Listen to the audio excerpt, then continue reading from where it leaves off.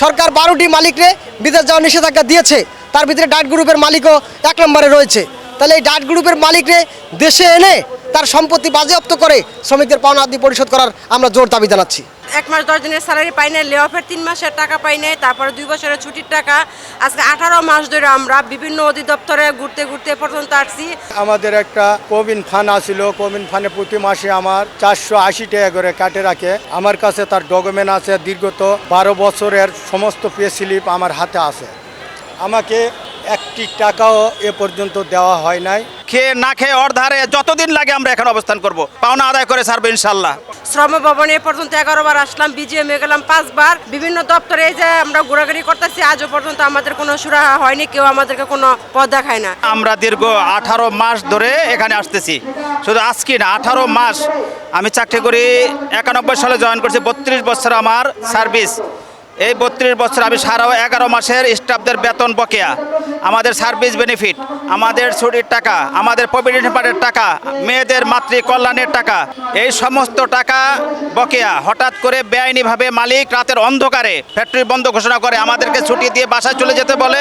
বেতনের জন্য আন্দোলন হয় ফ্যাক্টরিতে, আন্দোলন চলাকালীন মালিক ছুটি দিয়ে দেয় এবং আপনারা বাসায় চলে যান, কালকার থেকে আবার ডিউটিতে আসবেন। আমরা কালকে যখন সকালে ডিউটিতে আসি তখন যেয়ে দেখি গেটে বড় ধরনের তালা ঝুলিয়ে বন্ধ ঘোষণা করা দেয় অনির্দিষ্টকালের জন্য।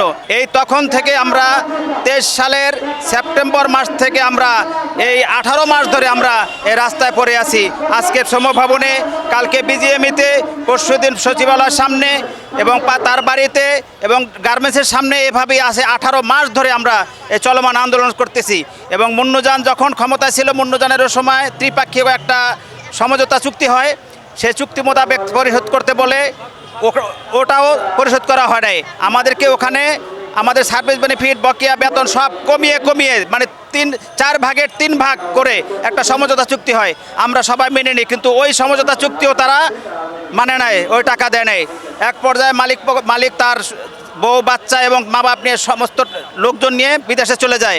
আমরা এখানে মিটিং করি, সবুজ সাহেব মিটিং করছে যে আপনি এখানে আর আসতে হবে না। সবুজ যখন এখানে উপসচিব, সবুজ সাহেব এখানে আসতে হবে না, আমি আপনাদের দায়িত্ব নিলাম, আপনারা এই মাসে সমস্ত পাওনাদি পেয়ে যাবেন। এবং মালিক পক্ষকে ডেকে বলে দিয়ে আছে, এখানে কিছু দালাল রাখছে মালিক, 7-8 জন দালাল আছে। দালালরা আমাদেরকে টাকা না দিয়ে সবুজ সাহেব একজন সচিবকে ঘুষের অফার দেয়, ফেডারেশন দালালের মাধ্যমে এই টাকা বিতরণ করা হয়।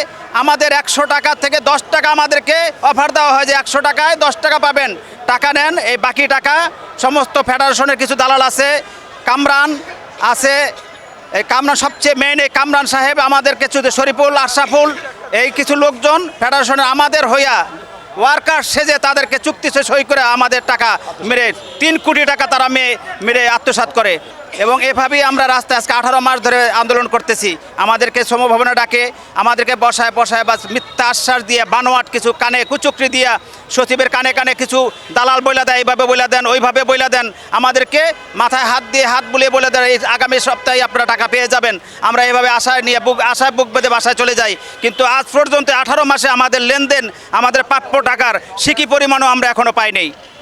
এই নিয়ে আমরা আবারও এখানে অবস্থান ধর্ম করছি, যতক্ষণ পর্যন্ত আমাদের এই আন্দোলন, যতক্ষণ পর্যন্ত আমাদের ন্যায্য পাওনা, যতক্ষণ পর্যন্ত সরকার কোনো পদক্ষেপ না নেয়, কোনো সচিব, কোনো উপদেষ্টা পদক্ষেপ না নেয় আমাদের কি করবে আমাদের ব্যাপারে, যতক্ষণ পর্যন্ত আমাদের এ কর্মসূচি অব্যাহত থাকবে এবং আমাদের নির্দেশ না আসা পর্যন্ত আমরা এখান থেকে লড়ব না, আমরা এখানেই অবস্থান করব। হঠাৎ করে আমাদের বকেয়া বেতন ফেলায় 3 মাসের। তখন আমি একলা চাকরি করি, আমার পরিবারের 7 জন লোক, আমি চালাইতে পারি না। তখন আমি বললাম, ভাই আমি এরকম করলে তো আমি চাকরি করব না। তখন ম্যানেজমেন্ট আমাকে বলে যে আপনি তাহলে রিজাইন দিয়ে চলে যান, আপনার টাকা পরে পরিশোধ করা হবে। এর মধ্যে আমাদের একটা কোবিন ফান্ড আছিল, কোবিন ফান্ডে প্রতি মাসে আমার 480 টাকা করে কাটে রাখে। আমার কাছে তার ডকুমেন্ট আছে, দীর্ঘত 12 বছরের সমস্ত পে স্লিপ আমার হাতে আছে। এই পে স্লিপগুলো আমি জমা রাখছি।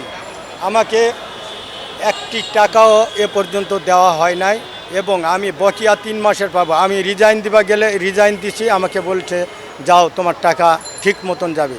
যোগাযোগ করলে তারা আর ফোন ধরে না। পরে তাদের সাথে আমি দেখা করবা গেলে এলাকার কিছু লোকজন দিয়ে গেটের থেকে আমাকে ধাওয়া করে বিদায় করে দেয়, কয় টাকা তোমাকে দেওয়া হয়ে যাবে, পরে দেওয়া হবে। এ পর্যন্ত কোনো টাকা পয়সা আমরা পালাম না, একটি টাকাও এ পর্যন্ত আমি পাইনি। বকেয়া 3 মাসের বেতন এবং আমার যে 11 বছর চাকরি করেছি 11 বছরের একটি বেনিফিট টাকা এবং আমার যে কবিল ফান্ডের টাকা একটি টাকাও পাইনি। আমি দীর্ঘত 10 বছর এখানে চাকরি করছি। 10 বছর চাকরি করার পরে আমাদের ওইখানে 1 মাস 10 দিনের স্যালারি আমাদের বাকি ছিল। আর তারপরে ওই 1 মাস 10 দিনের স্যালারি পাই নাই, লে অফের 3 মাসের টাকা পাই নাই, তারপরে 2 বছরের ছুটির টাকা। আজকে 18 মাস ধরে আমরা বিভিন্ন অধিদপ্তরে ঘুরতে ঘুরতে পর্যন্ত আসছি। শ্রম ভবনে পর্যন্ত 11 বার আসলাম, বিজিএমে গেলাম 5 বার। তারপরে বিভিন্ন দপ্তরে এই যে আমরা ঘোরাঘুরি করতেছি, আজও পর্যন্ত আমাদের কোনো সুরাহা হয়নি, কেউ আমাদেরকে কোনো পদ দেখায় না। আমরা এভাবে হয়রানি হচ্ছি। 28শে নভেম্বর একটা সমঝোতা চুক্তি হয়েছিল শ্রমিকদের পাওনা পরিশোধের। শ্রম আইনে যেই সুবিধা রয়েছে তার থেকে কমিয়ে 50% সুবিধা দিয়ে একটা সমঝোতা চুক্তি হয়েছিল। কিন্তু দুঃখজনক বিষয় হচ্ছে 18 মাস যাবত শ্রমিকরা আন্দোলন সংগ্রাম করছে, সেই চুক্তিটা বাস্তবায়ন করে নাই। বিগত সরকারের আমলেও আন্দোলন হয়েছে। 5 আগস্টের পরে শ্রমিকরা বুক ভরা আশা নিয়ে তারা বুকে আশাবাদ ছিল যে শ্রমিকরা তার পাওনা পাবে। কিন্তু দুঃখজনক হলেও সত্য যে এই মালিক শ্রমিকদের পাওনা পরিশোধ করে নাই।